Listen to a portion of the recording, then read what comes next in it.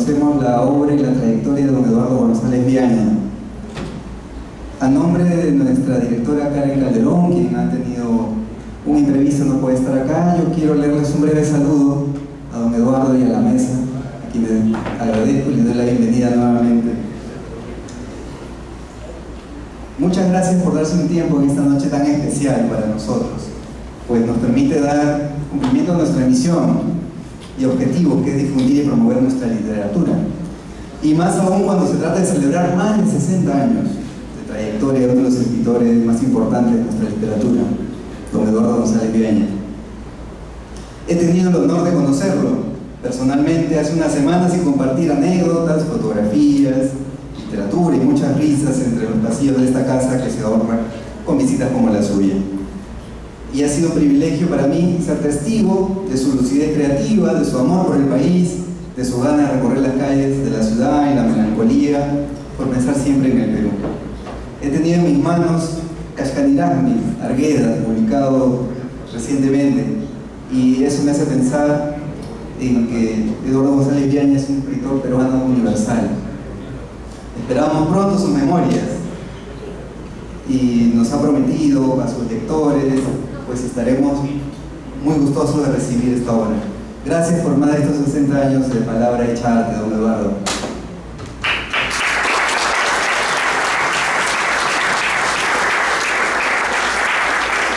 Hoy es una noche especial y también con bastantes invitados, así que yo de una vez quiero darle la palabra al profesor Mazzotti, no sé, para que ponga el orden y luego yo recitar y cierre musical, así que adelante. Muchas gracias a Jaime Cabrera Junco, representando a la Casa de la Literatura Peruana, por supuesto a la misma institución que nos acoge esta noche tan especial, que como ha mencionado Jaime, se enfoca en la obra de uno de nuestros más grandes escritores. Además, con dos motivos específicos que tienen que ver con su producción. Este año, este día, para ser más precisos, se cumplen 60 años de la publicación de su primer libro, Los peces muertos. ¿No? Pocos escritores peruanos pueden lucir una trayectoria de producción constante a lo largo de 60 años, pero a la vez estamos celebrando la inminente aparición de su libro de memorias titulado El poder de la ilusión. Entonces, estos dos extremos se tocan, tienen que ver mucho con sus inicios y su actual contacto con la literatura, con la poesía. Aunque no lo crean, es en el fondo Eduardo es poeta, eso siempre lo he dicho, por eso creo que nos llevamos bien. Y no quiero demorarme más, ustedes quizás se confunden porque tengo dos identidades en la mesa, ¿no? Mi nombre es José Antonio Mazzotti, pero voy a hablar en representación de José Manuel Camacho, un excelente profesor de la Universidad de Sevilla que por razones logísticas no pudo estar acá, pero ha mandado un testimonio. Vamos a seguir entonces el orden del programa. Creo que primero iba a hablar don Manuel Rodríguez Cuadro, embajador del Perú, alto representante de nuestra cultura, para que diga unas palabras por Eduardo. Muchas gracias. Claro que sí.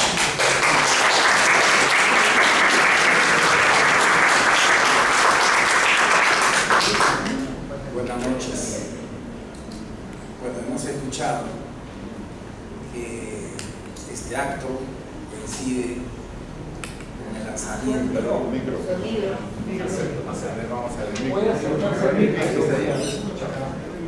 ¿Ahí se escucha? Está mejor, ¿no?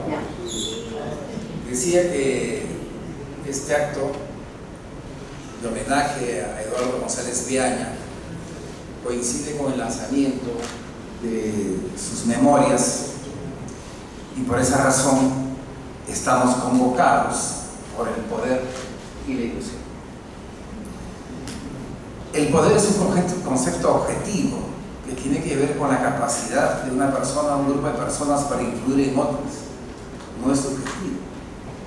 Y la ilusión es la expresión máxima de la subjetividad, porque no existe en la realidad. La ilusión es el imaginario, o en la psicología es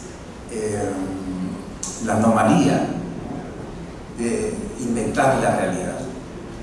Pero si poder y ilusión los concebimos ya no como categorías de análisis conceptuales, sino como parte de un decurso vital en la percepción que tenía Ortega y Gasset del yo y las circunstancias.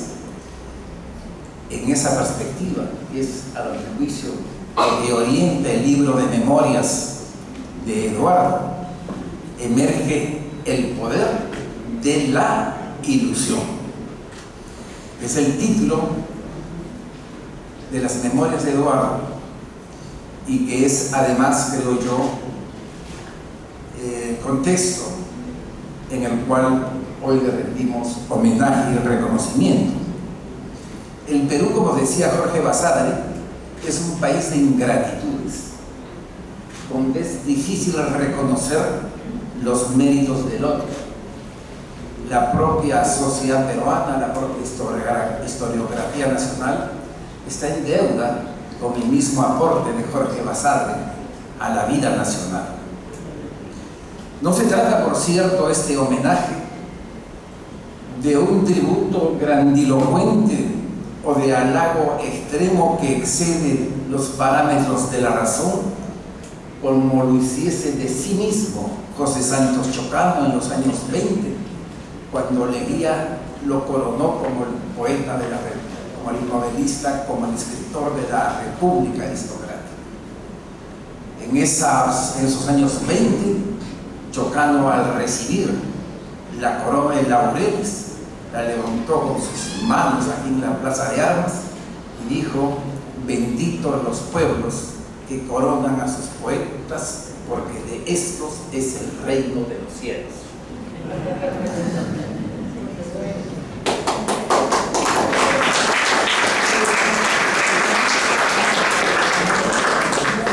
Yo sé, Eduardo, que Sarita Colonia de repente llega volando a este homenaje. Y sé también que Sarita Colonia estaría de acuerdo con posicionar a Eduardo en esos reinos celestiales que añoraba Chocano.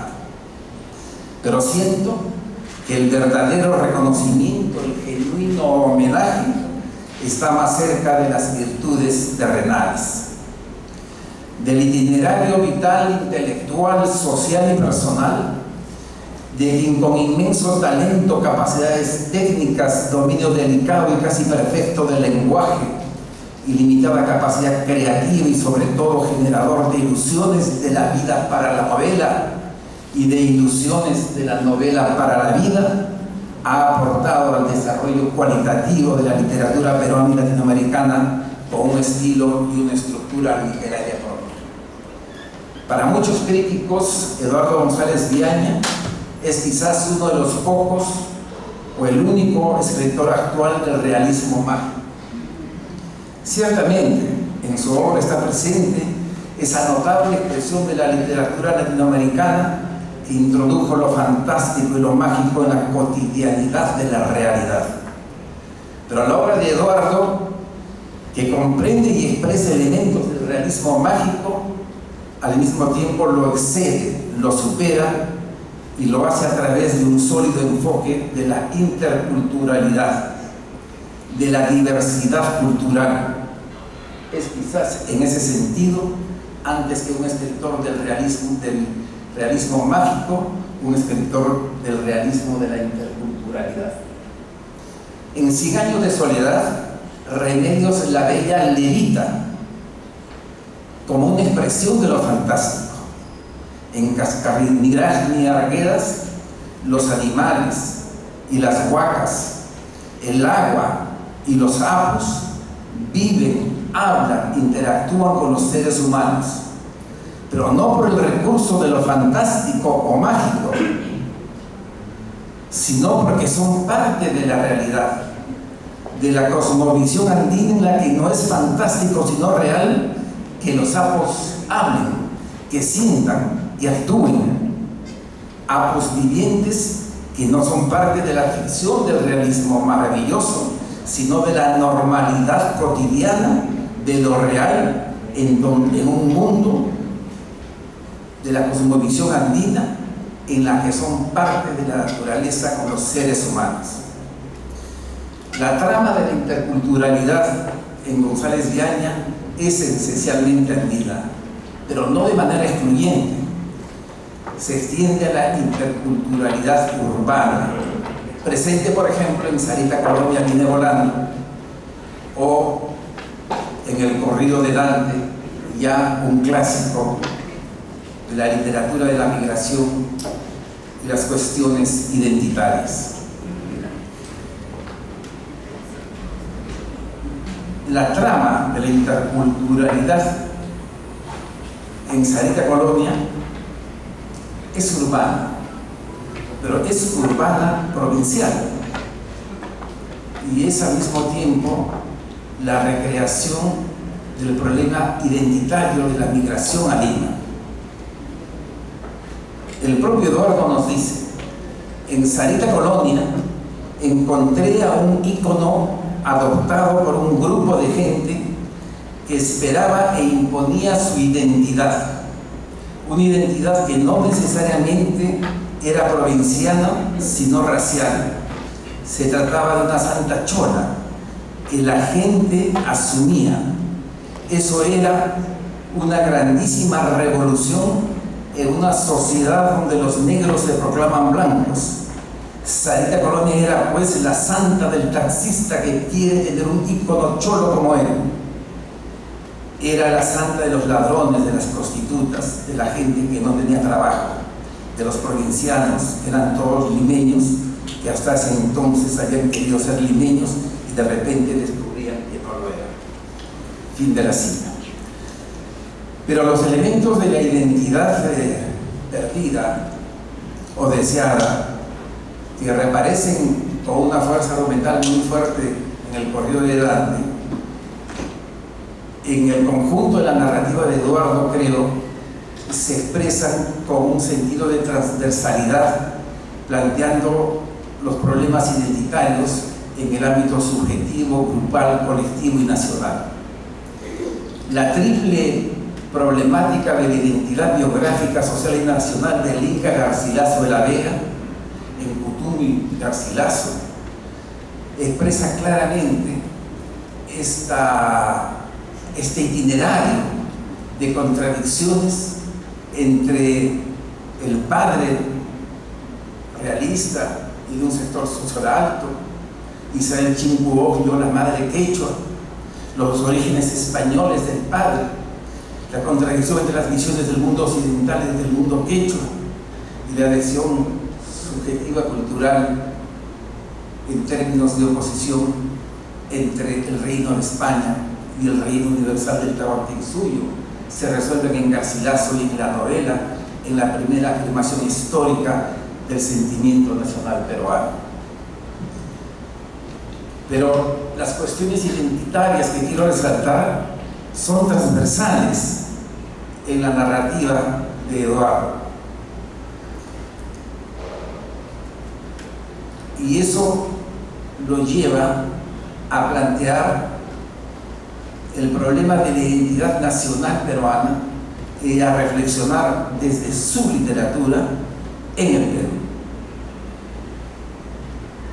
Y no lo hace desde la perspectiva de las ciencias sociales para resaltar el carácter fraccionado e inacabado de la formación de la nación peruana, sino desde el punto de vista de la literatura, para a partir de personajes y situaciones marcar, recordar, identificar esa realidad de la búsqueda todavía de la identidad nacional en el Perú sigue siendo una tarea pendiente.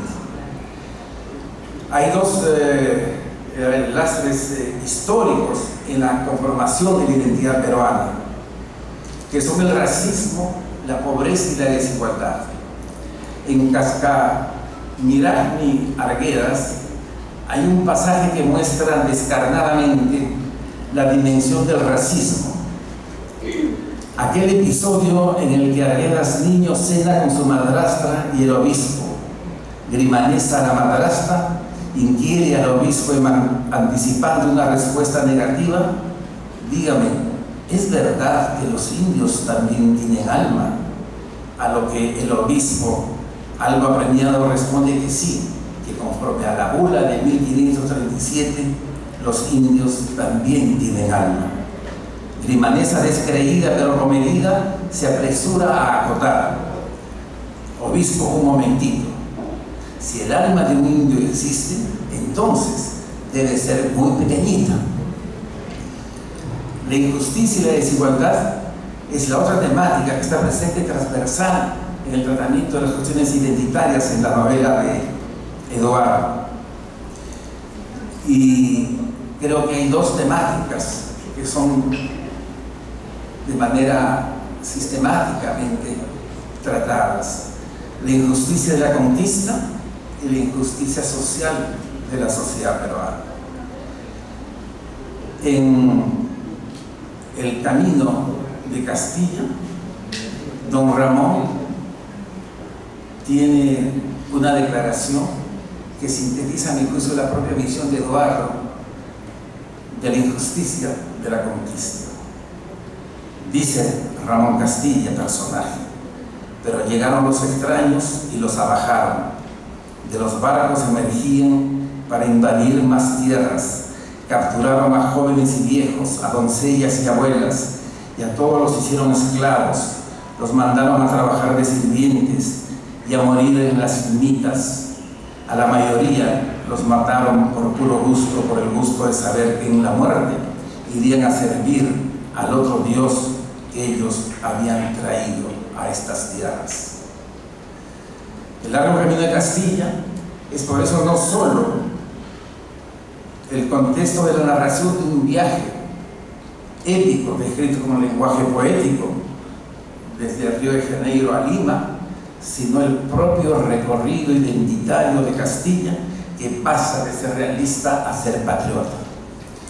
La segunda de las líneas de tratamiento de la desigualdad de la sociedad peruana en las novelas de Eduardo es la injusticia del orden social y de la propia justicia, cuya expresión descarnada está en Vallejo en los infiernos, en una realidad carcelaria oprobiosa para la dignidad humana, donde la justicia es el instrumento de la injusticia, la opresión, el abuso, la tortura y la vejación sistemática de la libertad, sin importar que el vejado y humillado sea un joven profesional de Santiago de Chuco, inocente, con fe inconmensurable en la bondad humana, llamado César Vallejo. Muchas gracias.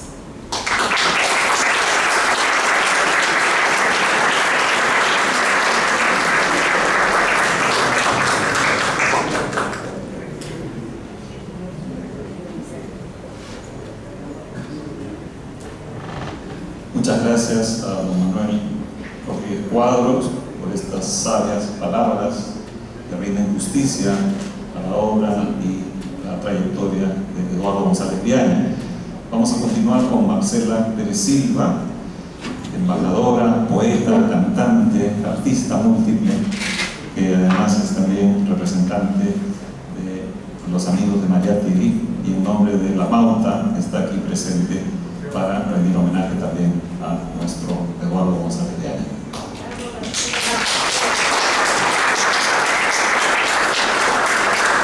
Muchísimas gracias, un honor para mí ser invitada a este homenaje a un escritor que tanto admiro y tanto quiero. Los científicos recientemente han descubierto que nuestra especie humana se originó en África hace alrededor de 200.000 años. De manera que se puede decir que todos, toditos, somos afrodescendientes.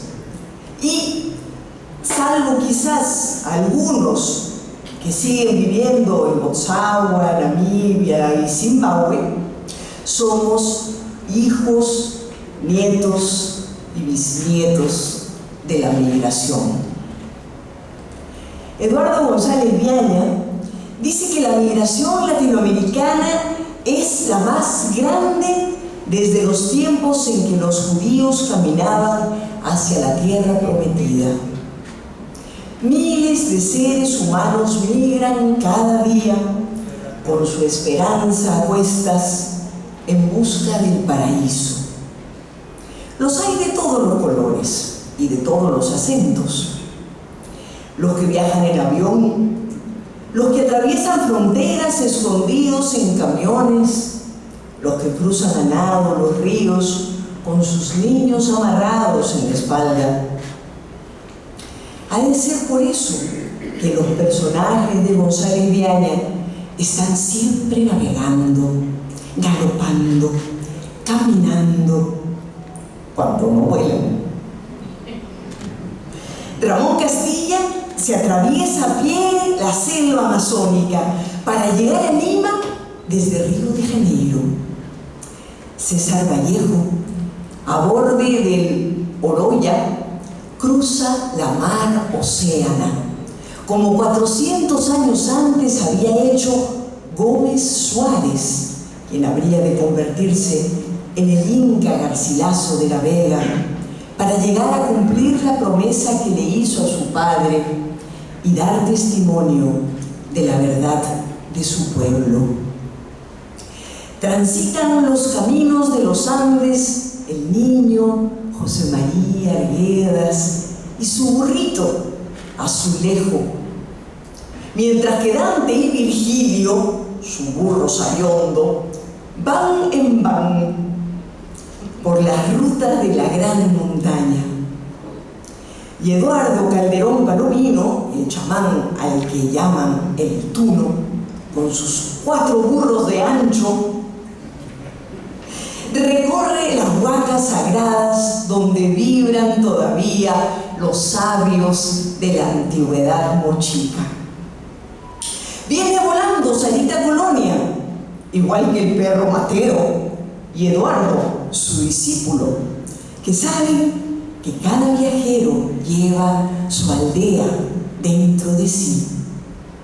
Vuelan las almas de las madres muertas y vuela Petra Divina, la tía de la mujer del Tuno, que era una bruja, tan bruja, que volaba sobre los soldados que atacaban Trujillo por aire, mar y tierra para intentar apagar la revolución popular que izaba banderas rojas y soñaba construir la sociedad justa del futuro.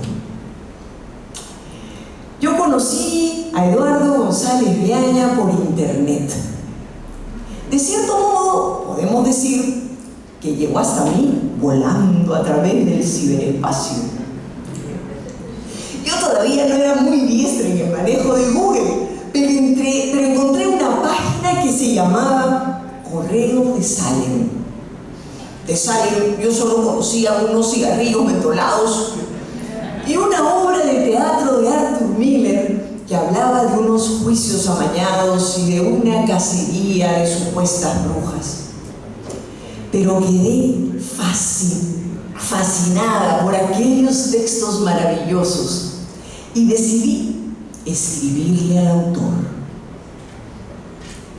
Para mi sorpresa, me respondió e iniciamos así una relación epistolar.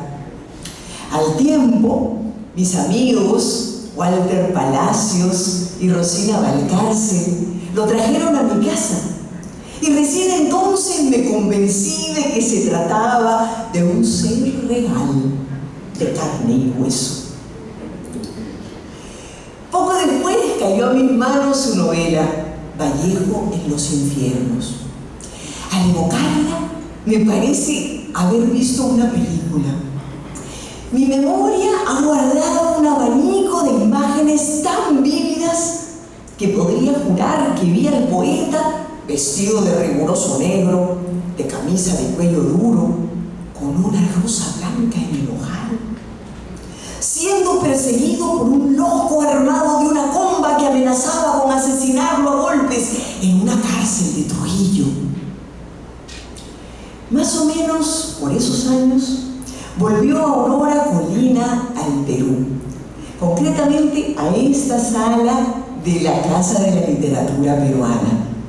Traía una adaptación teatral de algunos cuentos de Los Sueños de América. Y aquella fue otra ventana por la cual asomarme a la espléndida obra de este autor entrañable. Desde entonces he leído cuanto libro de él he podido encontrar: El Corrido de Dante, Maestro Mateo, Don Tuno, el Señor de los Cuerpos Celestes, Cutimo y Garcilaso, y más recientemente Cachcairahmi Arguedas.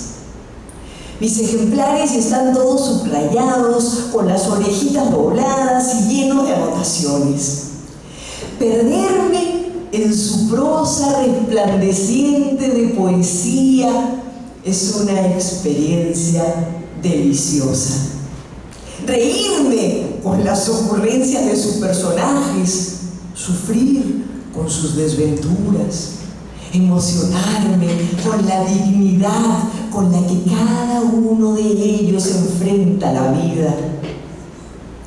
Con pericia de mago y levedad de músico, Eduardo González Viaña nos va introduciendo en un mundo mágico donde las reglas del juego han sido trastocadas y la reivindicación de la cultura de las minorías marginadas será la norma.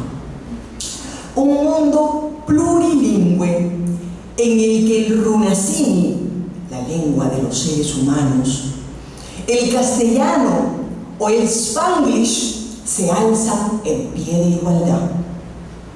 Un mundo polifónico en el que tienen igual derecho al uso de la palabra los vivos y los muertos, los dioses y los demonios felices, los zorros y los patos de altura, las campanas, los cactus, los loros y los chihuahuas, las abejas, las montañas, las piedras, el río, las lagunas, los árboles y el viento.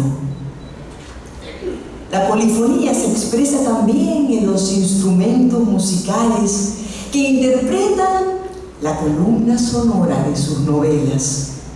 Cantan por igual los sicuris y las trompetas, el arpa y el huacaypucu, el violín, el acordeón y el pincuyo, la guitarra eléctrica, los guitarrones de Michoacán y el charango de Quirquincho. Y por supuesto, la voz humana y el cuerpo que danza, el danza, encarnando al apu, a la huaca, al guamaní, convencido de que todo es música, es Dios que habla y canta. De manera que se cumple lo que Mijail Bakhtin considera el carácter fundamental de la novela, su capacidad de incorporar las distintas voces, a menudo disonantes, que afloran en los momentos de crisis social. Se apoderan de la palabra, la toman por asalto los silenciados, los marginales, los inmigrantes ilegales, los delincuentes juveniles, los fantasmas amorosos, los ángeles metiches y hasta los chamanes pre-incas. Es tiempo de carnaval, de fiesta, y las reglas de la autoridad son rechazadas, y una forma de vida alternativa e incluyente se vuelve posible. Esto marca la inversión de roles y adopta formas liberadoras de todos los yugos generacionales, de género, de etnia, de moral, de la propia concepción de la realidad. Los valores de los oprimidos se imponen sobre los valores opresores. Y de esa mezcolanza cultural podrá surgir una cultura renovada, vigorosa, que incluya la maravilla del arco iris. González Viaña trata con igual respeto a ilustres y a desconocidos, convencido de que los sueños, nuestros sueños, son inmensos mosaicos colectivos construidos con los sueñitos de todas y de todos, y que es esa la materia común de la que estamos hechos. La materia con la que desde hace 500 años estamos empeñados en construir la patria grande, libre y justa de todos y todas, o, como le gustaba decir a la Mauta José Carlos Mariátegui, un Perú nuevo dentro de un mundo nuevo.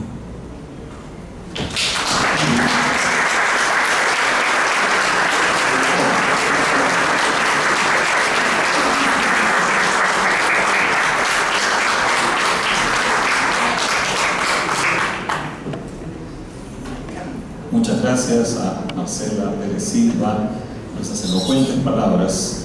Y vamos a continuar con el doctor José Carlos Vilcapoma, eminente antropólogo e historiador peruano, editor, catedrático en la Universidad Nacional Agraria La Molina, viejo amigo también de los que estamos en esta mesa y que nos va a ofrecer sin duda una perspectiva muy interesante desde su especialidad. Adelante, José Carlos Vilcapoma. Buenas noches. Quiero agradecer en primer término a...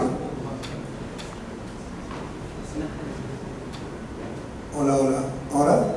Ya. Buenas noches, quiero agradecer en primer término a José Antonio Mazzotti haberme permitido estar al lado de Eduardo González Villaña y al lado de ilustres expositores esta noche.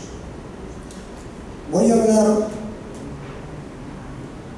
primero como antropólogo, después como el chofer de Eduardo González Villaña y tercero como personaje de una de sus novelas. Entonces, una tridimensionalidad cósmica del mundo andino, como dirían los antropólogos. Como antropólogo, recordar a Alejandro Ortiz de Rescanier, primero mi profesor, hoy mi amigo, hijo de José Ortiz de Reyes, el compañero de celda de José María Arguedas, personaje del Sexto, quien solía decir a propósito de esta circunstancia que la antropología es un arte y es el arte del hombre.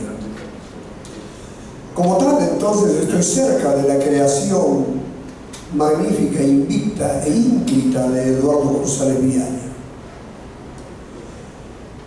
En segundo término, hacer mención que desde la antropología, Eduardo González Villaña maneja, como pocos, lo que se llamaría la visión múltiple, holística y dual, opuesta y complementaria de la cosmovisión andina. Solo así se puede entender alguna de sus obras, y en especial Cachcanirac y Arguedas. Todavía estamos aquí, Arguedas. Porque cuando él narra, dibuja, magnifica e interpreta el contenido ritual del danza, que con lentejuelas, en el contraste del sol en penumbra, casi al ocaso de la tarde, comienza a caer en éxtasis para dar vida a otros seres, está implícitamente recordando al Rasu Niti de José María Arguedas. Sin proponérselo, de seguro está interpretando el mundo de los Apus o los Guamanis, el dios del orjo o las láminas de las tijeras que en el rito iniciático el chamán del pueblo los casa, poniendo el nombre masculino al que tiene tonada gruesa y el femenino al más delgado, y acompañado de flores multicolores, los llevan a la caída del agua o al borde de la laguna para que el mito fundacional del simbolismo del agua renace una nueva forma de interpretar. Pero eso hace Eduardo González Viaña en Cachcaniragni Arguedas, en el que José María de niño, del que no se da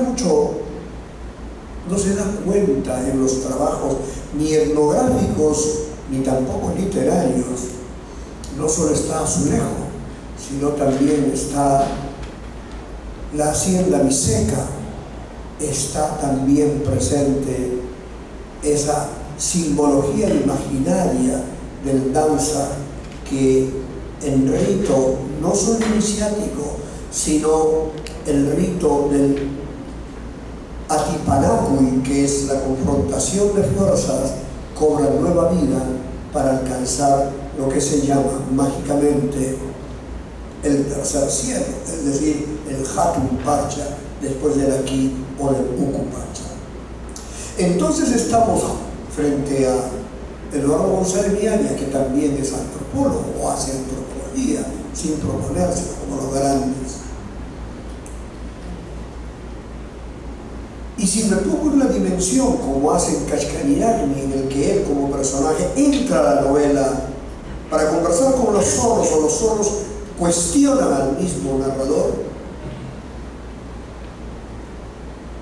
si me sumerjo en la condición de chofer de Eduardo González Viaña, recordaremos que precisamente, primero estando en Sevilla, al lado de José Antonio Mazzotti y de un maestro nuestro como Juan Marchena, que nos abandonó pronto, nos propusimos hacer un viaje a Bermillo, Sayago, en La Muga, en Zamora, porque sabíamos que en el año de 1958, bordeando el 59, estuvo más de 8 meses José María en un viaje de estudio etnográfico, teniendo como margen lo que era la antropología de entonces, una confrontación de comunidades de Puquio y de Castilla, es decir, de Bermillo y Sayago. Viajamos allí y de pronto nos encontramos con un amigo, Alberto Jambrina, un músico importantísimo de la zona, que hizo una especie de guía. Tuvimos contacto con la comunidad y lo que mejor nos asombró fue que familia presente en Bermillo tenía un libro de la edición de José María Arguedas de 1959, publicado por la Universidad Nacional Mayor de San Marcos, que luego fue la tesis de doctorado de José María Arguedas. Habían hecho suyo ese personaje y lo mantenían como ícono de identidad para decir, hay una presencia también iberoamericana o de los españoles americanos, como se diría todavía en la época de Juan Pablo Vizcarra de Guzmán. Entonces, de pronto, Eduardo González Viaña y el calor de la gente hizo que no nos quedáramos, sino más bien saliéramos rápido.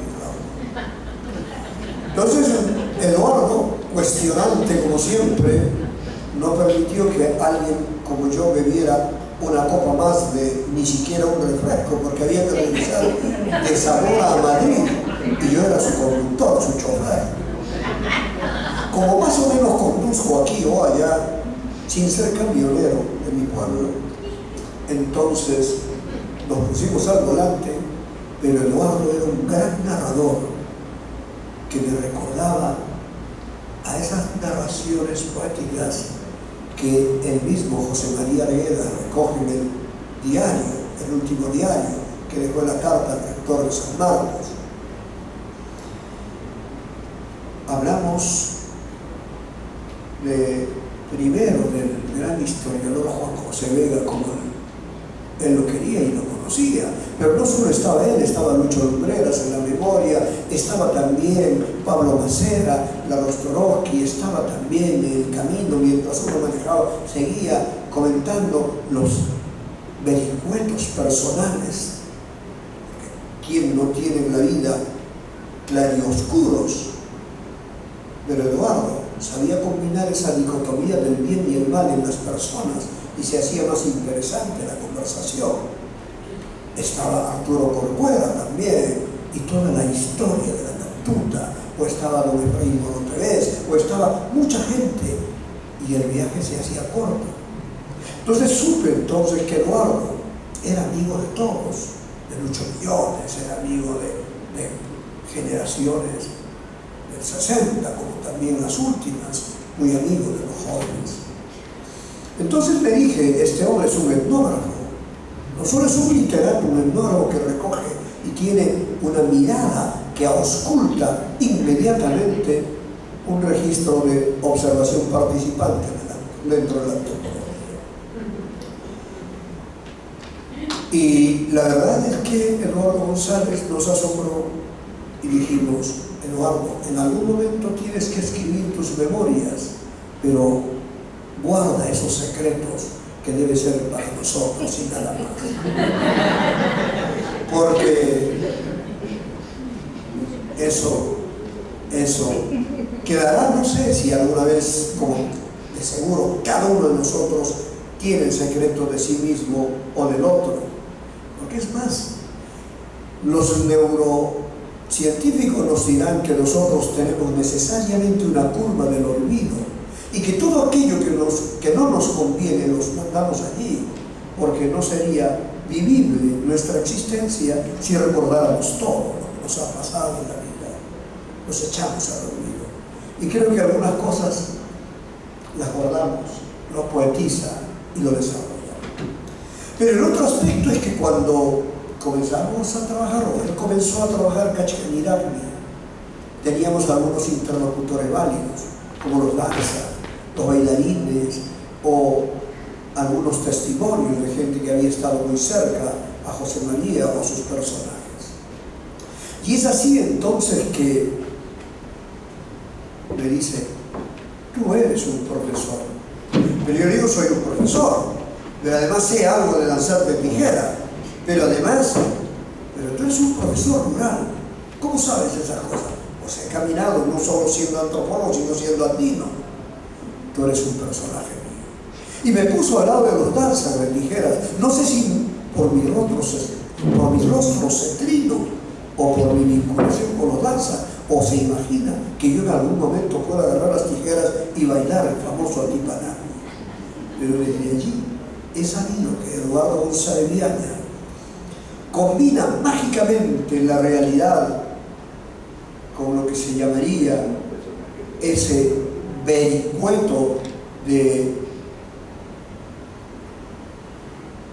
péndulo en la búsqueda permanente que le hace del hombre justo. Porque una línea que atraviesa todas sus novelas de Cutigu y Cachcaniragni, que estando él como agregado cultural de la Embajada de Perú en España, que prestigió a nuestros residentes en Madrid,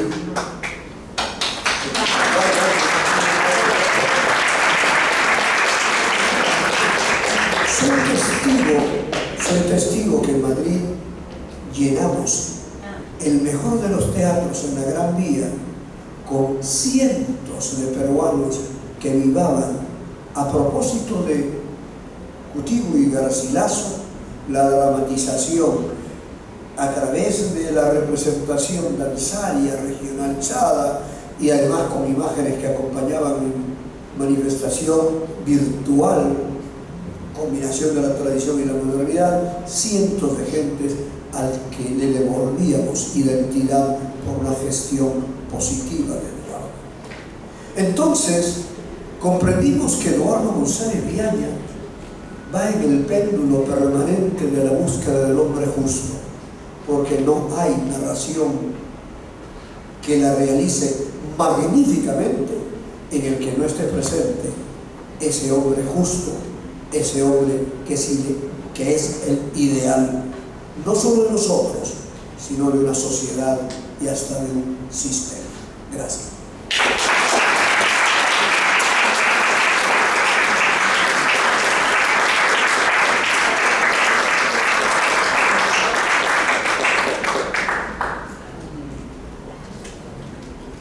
Muchas gracias a José Carlos Vincajoma por este interesantísimo y amable testimonio, lleno de sabiduría, igual que los anteriores.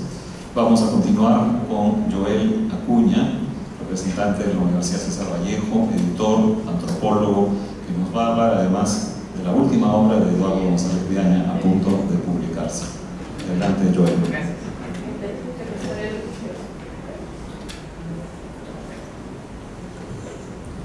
Hola. Bueno, en primer lugar quería saludar a los presentes, agradecer a la mesa y especialmente a Eduardo por darme este gran honor de acompañarlo en una fecha tan especial de conmemoración de la publicación de su primer libro y que también es motivo para homenajearlo merecidamente. Debemos homenajearlo más seguido, más frecuentemente, cada vez que podamos, porque es no solamente un escritor extraordinario, cosa que todos acá lo sabemos, sino también un excelente ser humano y un gran amigo. Muchas gracias, Eduardo, de verdad es un gusto enorme. La vinculación que yo tengo con Eduardo se relaciona con sus últimas novelas, que seguramente todos acá han leído y sobre las cuales se ha comentado de manera muy lúcida y con comentarios bastante complejos, porque la literatura de Eduardo es así, no es una literatura banal que vaya a lo superficial, sino que toca temas trascendentales para la literatura universal, para la literatura latinoamericana y para la literatura peruana. Aunque la relación con la universidad se remonta a la publicación de Vallejo en los Infiernos, sería por el 2007, yo todavía estaba en el colegio en ese momento, no participé directamente, pero fue una novela que en Trujillo, cuando se publicó en una primera instancia, repercutió y remeció a los círculos intelectuales, a los círculos literarios y a la población trujillana en general. La publicación luego ha tenido múltiples ediciones, traducciones al italiano, al inglés. Es un libro que ha recorrido el mundo, como Vallejo y Eduardo lo han hecho de igual manera. Ya en las últimas publicaciones, que son Largo Camino de Castilla, Cascarigami, Cutimo y Garcilaso, la literatura de Eduardo se centra en este gran problema, en este gran tema que es la peruanidad, la construcción de la identidad nacional y cómo en el Perú existen estas tensiones de carácter étnico y de clase, en donde lo andino y lo hispano conviven y están en una constante lucha y diálogo, y es a través de la literatura que Eduardo nos propone que estos temas salen a flote y terminan siendo punto de discusión y de reflexión para todos. Algo que también rescato de Eduardo es que los libros que hemos publicado últimamente, y todos sus libros en general, han tenido una acogida muy importante de parte del público lector joven, es decir, que es una literatura que dialoga con lectores de todas las edades, que eso se constata porque cada vez que vamos a una feria de libros con los libros,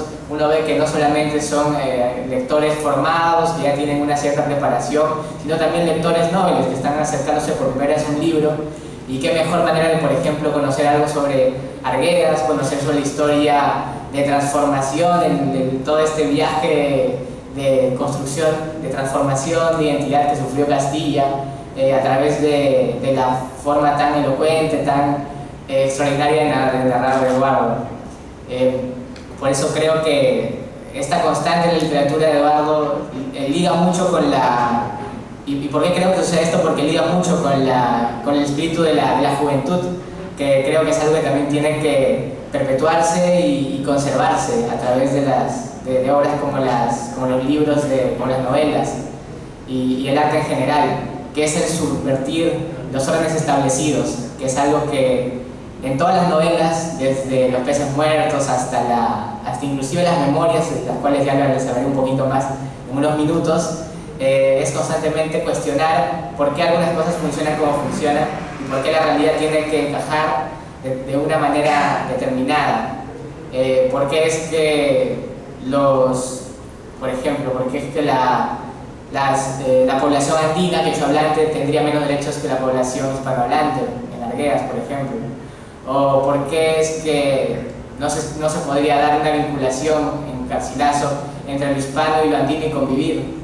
¿O por qué, en el caso de Castilla, que toca bastante el tema también de la esclavitud y de las poblaciones afro en Brasil y en Bolivia, por qué es que estas poblaciones tienen que estar sojuzgadas? ¿Por qué tiene que haber estos procesos de desigualdad y de injusticia en la realidad, ¿no? ¿O por qué, por ejemplo, la gravedad tiene que surtir efecto y no permitirnos volar, ¿no? En realidad hay una serie de rompimientos con parámetros tanto de las leyes naturales como de ciertas leyes sociales que son finalmente construcciones nuestras, que están presentes en la literatura de Eduardo, y no solamente en la literatura, sino también en su convicción política, en su manera de ver también el país y el Perú que anhelamos, y también en sus prácticas personales, ¿no? Y acá ya quiero empezar a hablar un poco de las memorias del Puerto de la Ilusión, en donde vamos a poder conocer un poco más, no solamente de Eduardo y de su historia desde la infancia hasta momentos más contemporáneos, sino también un poco de la historia familiar. Vamos a retornar en algunos pasajes a la historia de su tatarabuelo, a la guerra con Chile, y ver cómo esto se termina por conjugar en constantes episodios en donde la curiosidad y el cuestionar constantemente cómo las cosas funcionan dan como resultado anécdotas divertidas, anécdotas profundas, con una serie de matices emocionales muy fuertes, pero también que derivan en una reflexión mucho mayor. El hecho que Eduardo, por ejemplo, a una corta edad se haya batido a duelo con espadas, por ejemplo, da muestra de esas ganas de ir contra aquellos hombres. ¿Por qué no pelearse con espadas, no? ¿Qué tendría de extraño? Y esa práctica personal, experiencial de su vida también va y se refleja en la literatura, una literatura que nos lleva pues a soñar otros mundos posibles. De ahí el título del Puerto de la Ilusión, que sea tan acertado, ya que qué más poderoso que la capacidad de imaginar diferentes escenarios que no están restringidos simplemente a lo que la realidad nos dice que debería ser.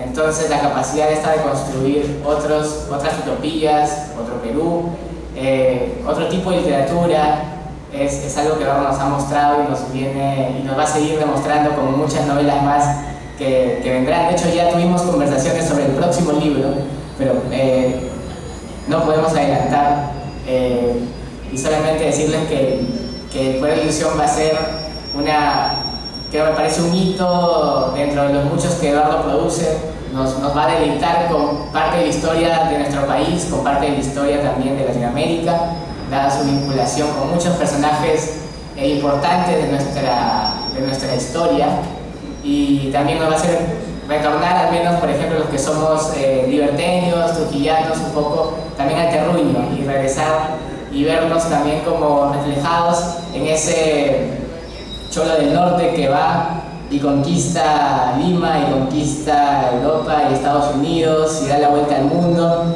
y al igual que Vallejo llega a ser universal. Muchas gracias.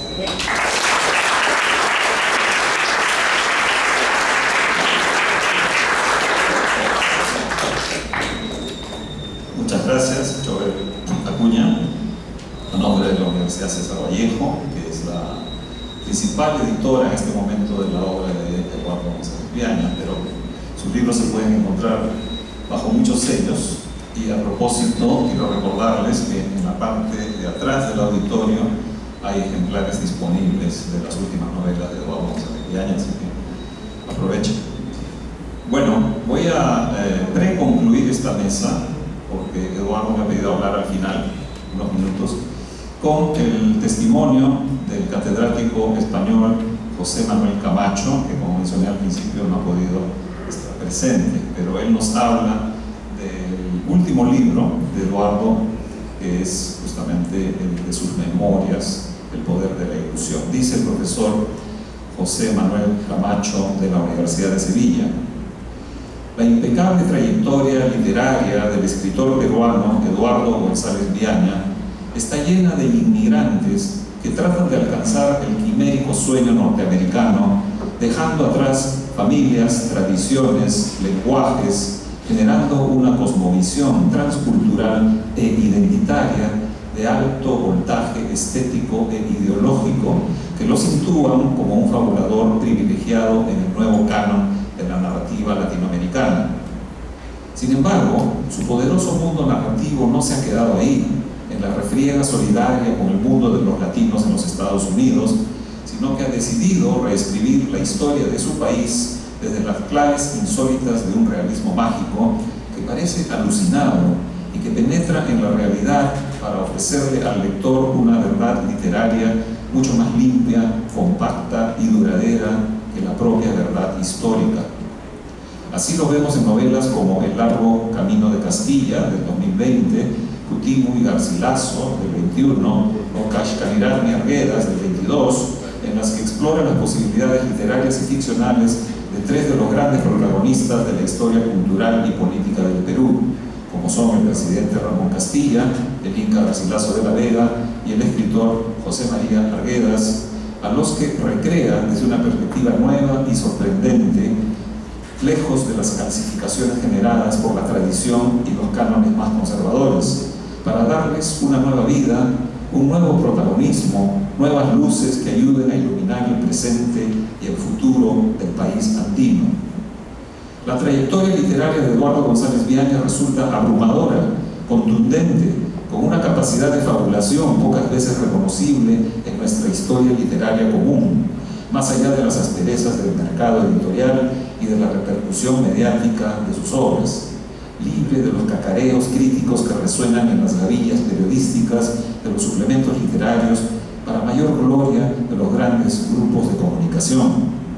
Su literatura surge desde la más absoluta libertad, enhebrada siempre en un profundo sentido de la justicia social, anclada en la empatía hacia los más débiles, una literatura que es en sí misma un acto de redención poética frente a las injusticias insondables de cualquier tiempo histórico.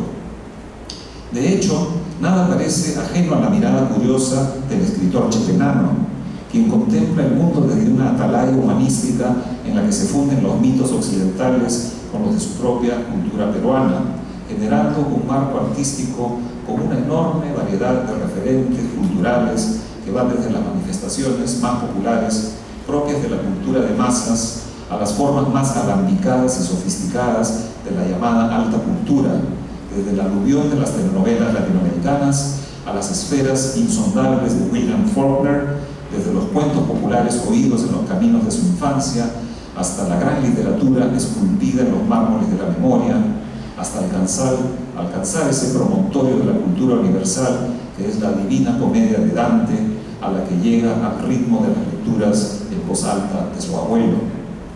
Su nueva obra, El poder de la ilusión, es más que una memoria literaria. Es memoria, pero también historia. Es novela por el ramillete de recursos literarios que utiliza, pero también es autobiografía, en la medida en que González Viaña no duda en arrancar jirones de sus recuerdos para contarnos toda una vida dedicada a la creación y al compromiso dentro del marco de grandes acontecimientos históricos que han cincelado nuestra historia común en los últimos 120 años.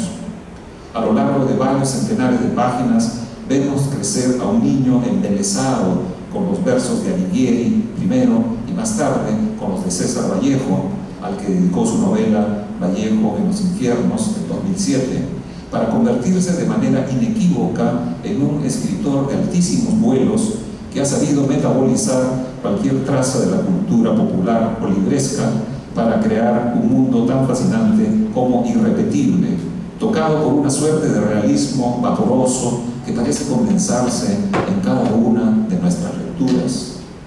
El poder de la ilusión es una obra bellísima que conmueve al lector, que lo sacude y le arranca un buen puñado de lágrimas, al tiempo que cruje en nuestros estómagos ese continuo vaivén de momentos poéticos y momentos trágicos vividos por el autor, generando emociones tan intensas como inaplazables sobre las que se construye el andamiaje literario de la ilusión. Son palabras del profesor catedrático del Departamento de Filologías Hispánicas, José Manuel Camacho, queridísimo amigo, brillante intelectual, que a través de este testimonio nos confirma su alto nivel como crítico literario.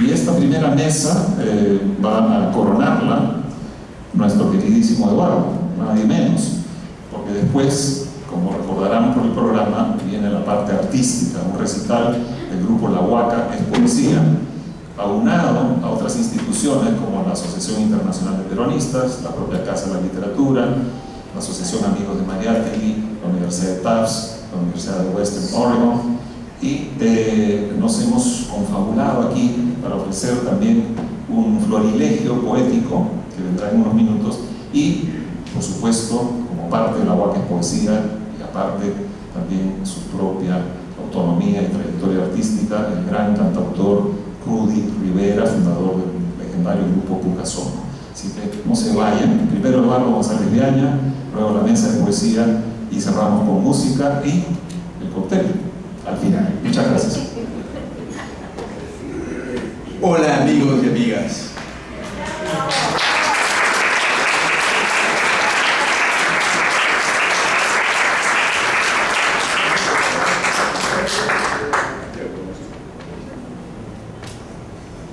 A mí, como tengo la mala costumbre de hablar de pie y además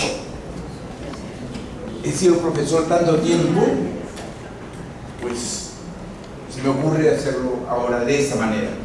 Además, de esta forma, puedo estar más cerca de ti, ¿cómo estás? Y de ti, y de ti, y en todos ustedes. Para hablar de mi obra literaria, yo quiero contarles algo que estoy festejando en este momento. Se cumplen en ese instante justamente 60 años de la aparición de mi libro Los peces muertos. Alguien ha tenido la bondad de editarlo, allá al fondo está, hacer una edición de Los peces y con una antología de los principales cuentos. Pero yo quiero contarles cómo ocurrió cuando publiqué ese libro. En esos momentos, yo era un jovenzuelo, se puede decir, escritor trujillano, y me vine a Lima, invitado por algunos amigos como Arturo Corcuera y César Calvo, para leer y presentar mi libro en la Casa de la Poesía, que era una casita que habían alquilado Javier Heró, Arturo, César Calvo y otros amigos. Y entonces allí la presentación fue muy simpática y hubo mucha gente, como la que está acá, encantadora, por supuesto.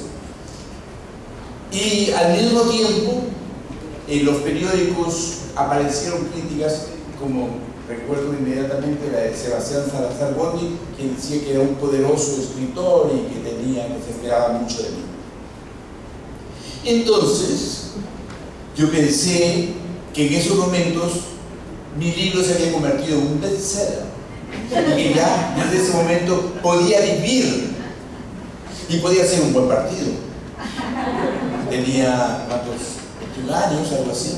Entonces ya me supuse realmente un hombre más o menos serio, circunspecto, pero con capacidad de ser elegido por las damas como un futuro esposo.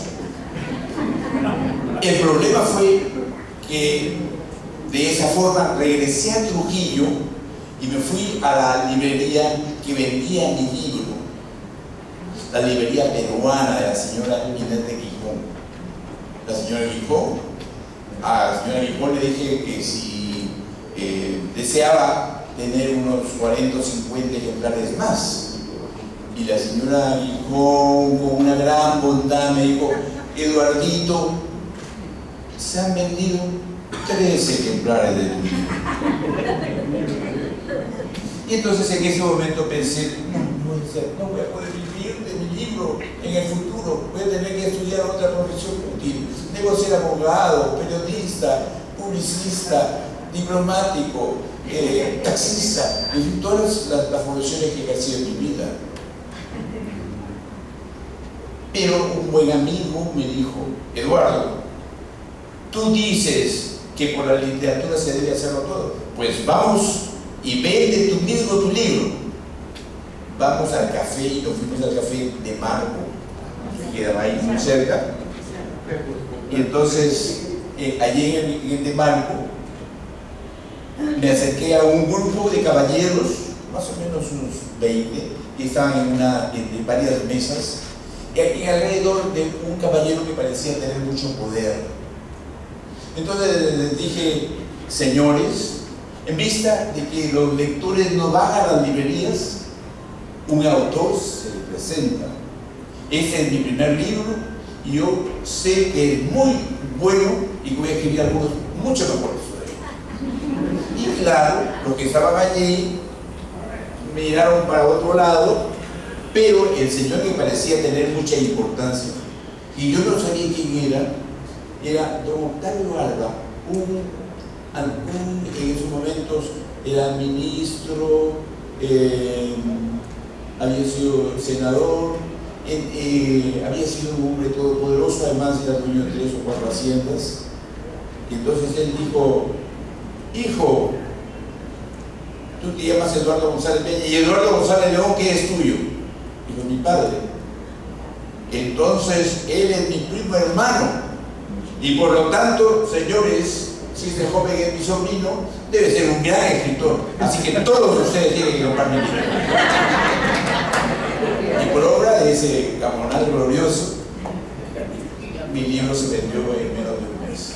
Además, el viejo Alba fue mesa por mesa a venderlo, y mi primer canillita fue un senador de la República.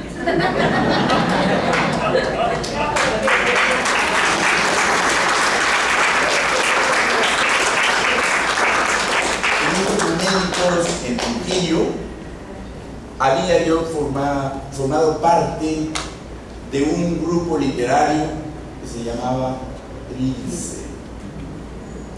Era un grupo en el cual intentábamos transformar el mundo, cincelábamos indolentes acrósticos, sonetos, escribíamos cuentos, novelas, e invitamos al filósofo Antenor Orrego, aquel que había sido el mejor amigo de Vallejo, el hombre que prácticamente lo descubrió. Lo invitamos a que fuera a Trujillo, y así lo hizo. Y después de algunas charlas muy importantes sobre Vallejo, nos despedimos de él en un restaurante de un balneario trujillano que se llama Buenos Aires. Estábamos sentados frente a frente en una mesa estrecha. Antenor Orrego, que tenía 67 años, y yo, que estaba tratando de cumplir 17. Y entonces, por supuesto, yo había escrito hasta 2 libros de poesía y los tenía guardados aquí escondidos, con muchos de mis amigos. Entonces, quería mostrárselos, pero tan solo había escrito 2 libros, y en cambio Antenor Orrego había escrito mucho y muy importante.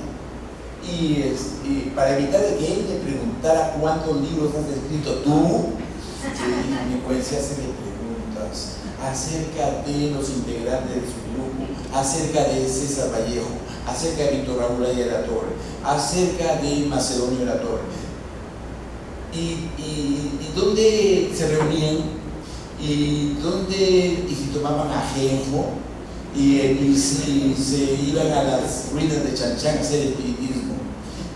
Hice tantas preguntas que el viejo filósofo se quedó así asombrado y me dijo: hijo, tú desengáñate, tú no vas a ser un poeta, tú vas a ser un periodista y un novelista y un escritor, y tú vas a escribir una historia sobre este encuentro entre nosotros. Y así fue, hablando con él, escuchando sus historias, logré conocer un poco acerca de la vida de César Vallejo, y me sentí obligado todo el tiempo de escribir esta novela que al final se llamó Vallejo en los infiernos. Esta novela la terminé de escribir justamente en Trujillo, y entonces fui a la municipalidad y conversé con el alcalde, y el alcalde era un tipo de encantador, y es un buen amigo mío, se llama César Acuña, y le dije: tú debes publicar este libro, porque este libro es como el nombre de tu universidad y es un buen libro. Estoy totalmente de acuerdo, Eduardo. Y de inmediato se publicó. Después de eso, quiero recordar, ¿qué debo recordar? Debo recordar que allá en Trujillo, justamente, tuve conocimiento de la realidad del Perú, o antes que en Trujillo, en Pacasmayo, en mi pueblo, a conocer a mi padre. Mi padre era un gran abogado y era un agricultor, bueno, tenía muchas cosas, pero sobre todo tenía valentía. Y un día, y decencia, y un día en que yo llegaba del colegio, cuando tenía medio 10 años de edad, encontré que un jeep negro verde se paraba junto a la puerta de mi casa. Y de ahí salía el hombre que yo más admiraba en la tierra, mi padre, con los brazos en alto, y con esas personas apuntándole. Y entonces yo no sabía qué era eso. Eran los días de la dictadura de Ordelía. Mi padre, el hombre honesto, y bravo y noble, como después ha ocurrido y ocurre a cada rato en este país, salía con los brazos en alto. Y yo le dije: papá, ¿qué pasa? Y él me dijo: hijo, grita viva el APRA, y punto. Entonces, por esa razón, he aprendido a querer y venerar a todos los luchadores sociales, sea cual fuere el partido que tengan. He aprendido a querer a los hombres buenos, he aprendido a querer y respetar y venerar a quienes de esa manera luchan y dan su vida y su corazón por su país y por la nueva sociedad y por la utopía que desde la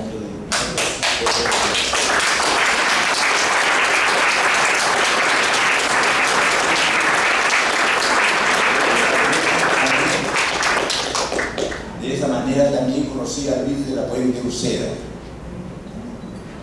Luis de la Puente Uceda enarboló las banderas del cambio social y se lanzó con un grupo de gente, con un grupo de asombrosos combatientes al campo. Unas pequeñas guerrillas que tan solo tenían escopetas como las que usábamos en nuestras clases de pre-militar, contra un ejército sofisticado que tenía la mayor inteligencia del mundo, la de los Estados Unidos. Y sin embargo, Luis de la Puente Uceda luchó. Y entonces yo he pensado y he recordado a Lucho cuando he llegado en España a Barcelona, y en Barcelona he caminado por la colina de Montjuic, donde, según la historia de Cervantes, este hombre bueno que era Don Quijote de la Mancha fue derrotado. Entonces descubrí en esos momentos que las causas nobles también perecen, pero lo que no perece son los valores que hacen más hombre al hombre y dignifican la condición humana.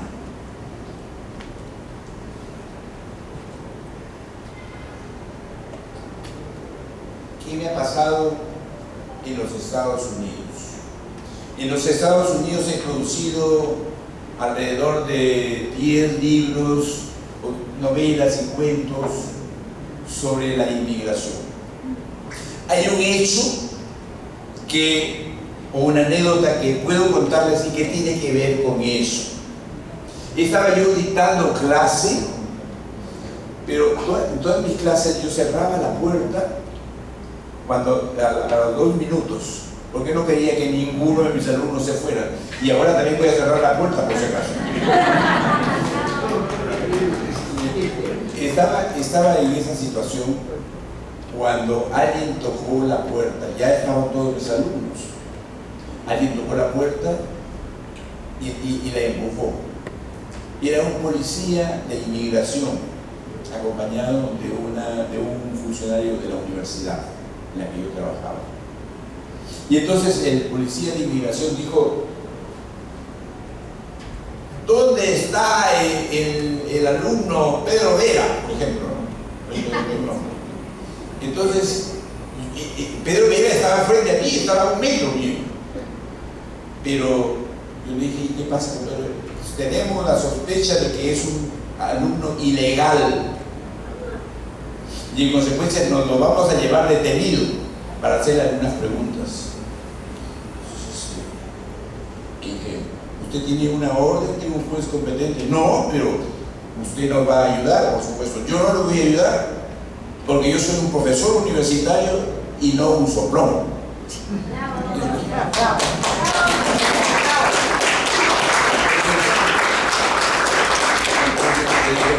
¿Podemos quedarnos aquí a esperar a que termine su clase? Sí, pueden hacerlo. Y se quedaron en la puerta esperando. Y entonces mis alumnos norteamericanos tuvieron un gesto que me ha hecho sentirme orgulloso de ellos y que me hace sentir orgulloso permanentemente. Un alumno, nuestras clases duraban 50 minutos, y un alumno levantó el dedo y dijo: profesor, ¿podríamos hacer esta clase de 2 horas, de 3 horas, porque nos interesa el tema de Rulfo? Yo terminé a los 50 minutos y alguien levantó la mano y comenzó a hacer una pregunta, y otro, y otro, y otro, y nos seguimos así dando clases durante 5 horas.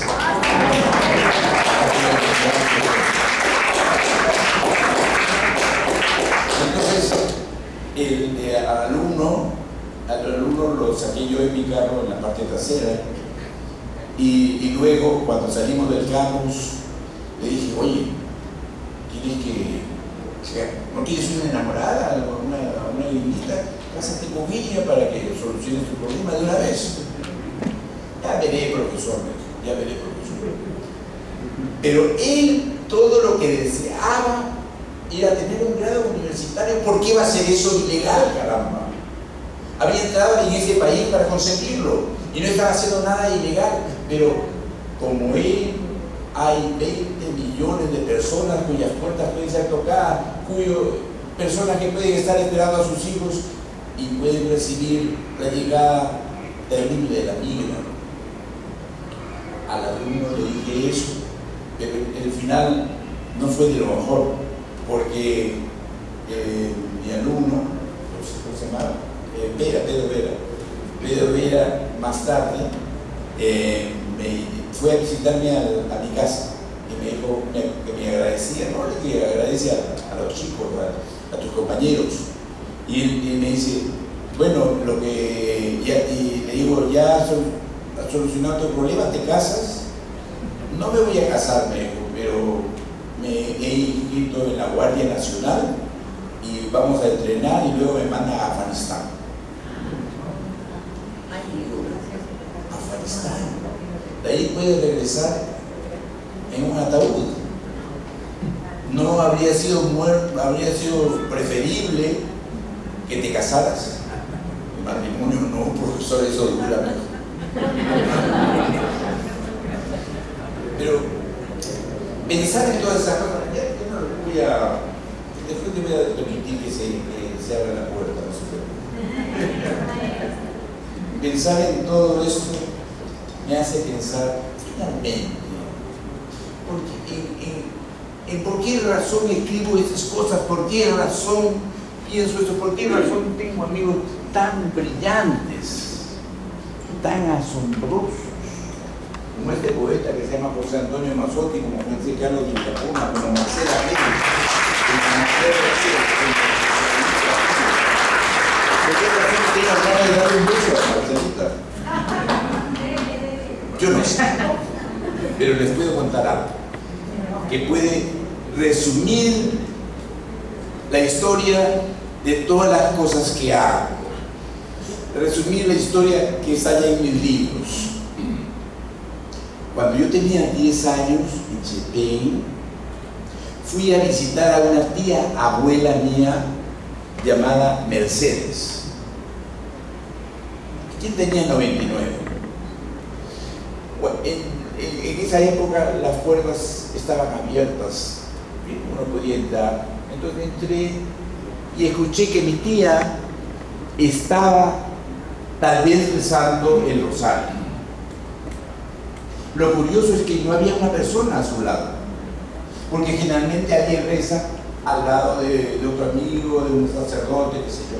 Pero ella decía, Padre, Dios te salve María, terminaba y venía Santa María, Madre de Dios, ruega por nosotros los pecadores.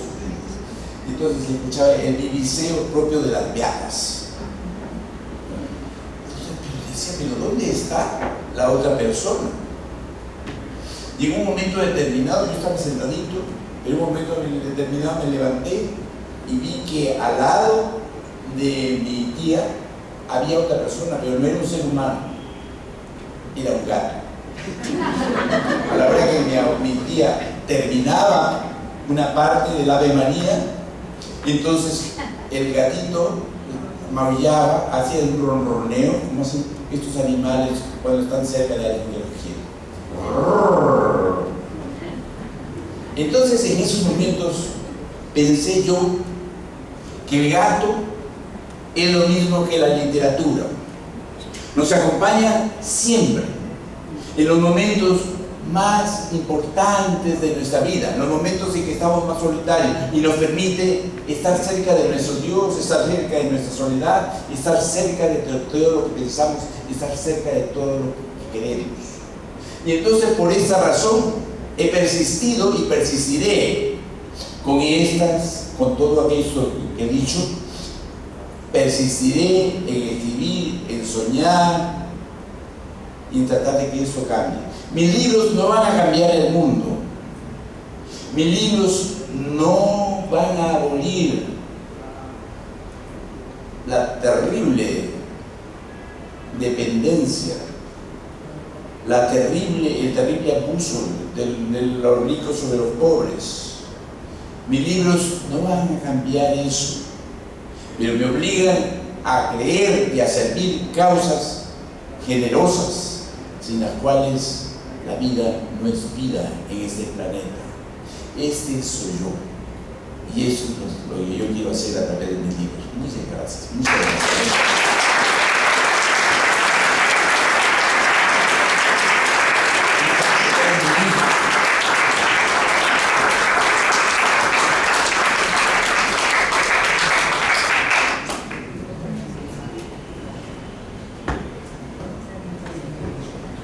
Muchas gracias al maestro Eduardo González Viana por ese vibrante testimonio de agradecimiento a no solo la primera mesa, sino a todo el evento. Lo que viene ahora es, como había anunciado, la parte artística.